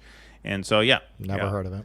A lot of nice little towns over there. Down by the shore, everything's all right. Exactly. Well, yeah, these are more. I mean, Red Bank. I know. Tenafly is like very upscale because these are pretty wealthy suburbs. They're right near the city. But Red Bank is nice. It's right on the water. It's a nice town. All right, is that all we got? This is for the today? kind of thing that makes me believe we're living in a simulation. It's like today they inserted the names of these towns into the program. That's why I've never heard of them. Yeah, you never. Yeah, exactly. That's right. Well, yeah, because you lived in New York your whole life. Well, when's the last time you were in Jersey? There's no real reason to go to Jersey much, right? No. When was the last time I was in Jersey? God, I couldn't even tell you. Yeah, see? I mean, probably some... Probably like a year ago, I had to go pick up students from their hotel in New Jersey. There you go. And you flew out of Newark to get to India, right? Did I?